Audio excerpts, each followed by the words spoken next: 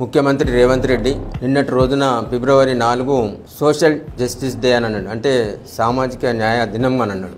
నాకైతే అనిపిస్తూ ఉంది ఆయన ఆ మాట చెప్పినప్పుడు ఆయన ఫీలింగు, ఆయన పోజులు చూస్తే బీసీ కులగణన కోసం గతంలో కులగణన సమగ్ర కుటుంబ సర్వే జరిగినప్పుడు 2014లో ఆ వీడియో ఉంది, మీ అందరి దగ్గర కూడా ఉన్నది.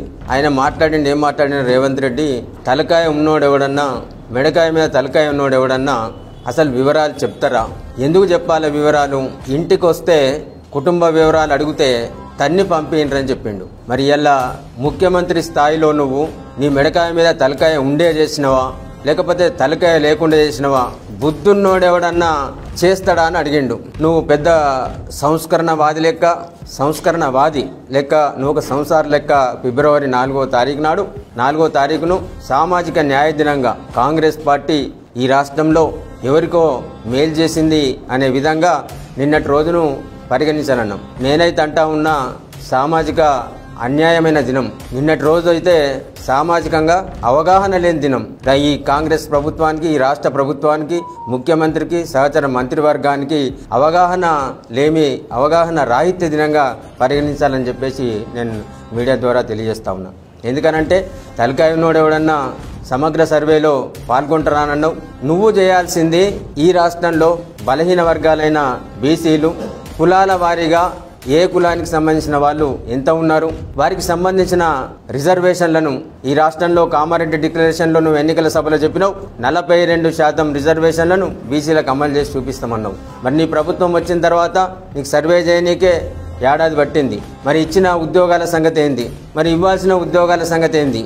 అట్లాగే ఇలా స్థానిక సంస్థలు కూడా గ్రామ పంచాయతీలకు కాలపరిమితి ముగిసి చాలా రోజులైంది. అట్లాగే మండల పరిషత్, జిల్లా పరిషత్లకు కూడా 6 నెలలు దాటింది. స్థానిక సంస్థలకు ఇలా మున్సిపాలిటీలు కూడా గడువు తీరింది, వాటి కాలపరిమితి కూడా ముగిసింది. మరి స్థానిక సంస్థలను నిర్వీర్యం చేసే విధంగా గ్రామాల్లో, పట్టణాల్లో, వార్డుల్లో ప్రజలకు దగ్గరగా ఉండి సేవ చేసే ఈ సంస్థలు ఏవైతున్నాయో వాటన్నిటిని కూడా నిర్వీర్యం చేసే విధంగా నువ్వు ఇలా ఈ కుల గణన పేరు మీద సంవత్సరం పాటు కాలయాపన చేసి నువ్వు చేసింది ఏంటంటే తప్పుల తడకగా రిపోర్ట్ను చూపెట్టడం జరిగింది.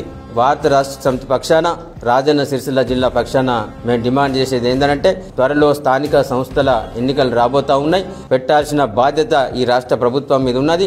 స్థానిక స్వపరిపాలన సాధించాల్సిన అవసరం ఉన్నది. స్థానిక సంస్థలలో 42% బీసీల రిజర్వేషన్ అమలు చేయాలి. తప్పకుండా బీసీ జనాభాకు నష్టం కాకుండా ఆ రిజర్వేషన్ అమలు చేసి మద్దతు ఇవ్వాలని చెప్పేసి కేంద్ర ప్రభుత్వంతో సంబంధం లేకుండా హైకోర్టు, సుప్రీంకోర్టులను ముందు పెట్టకుండా న్యాయపరంగా పోరాటం చేసి ఈ రాష్ట్ర ప్రభుత్వం 42% అమలు చేయాలని చెప్పేసి మేము డిమాండ్ చేస్తూ ఉన్నాం భారత రాష్ట్ర పక్షాన. అట్లాగే మాదిగ రిజర్వేషన్ వర్గీకరణ ఏదైతుందో మాదిగ మరియు వారికి ఉపకులాలకు సంబంధించి సుప్రీంకోర్టు ఇచ్చిన ఉత్తర్వుల ప్రకారం వారికి రిజర్వేషన్లు స్థానిక సంస్థలే కాదు, అట్లాగే విద్యా ఉద్యోగాలలో కూడా ఆ రిజర్వేషన్ను అమలు చేయాలి. కానీ బీసీలకు 42% రిజర్వేషన్ అమలు చేయాలి. కామారెడ్డి డిక్లరేషన్ను తూచా తప్పకుండా అమలు చేయాలి. రెండవది మాదిగ వర్గీకరణ ఏదైతుందో మాదిగ మరియు మాదిగ ఉపకులాలకు సంబంధించిన రిజర్వేషన్ను అమలు చేసి చూపెట్టాలని చెప్పేసి డిమాండ్ చేస్తూ ఉన్నాం.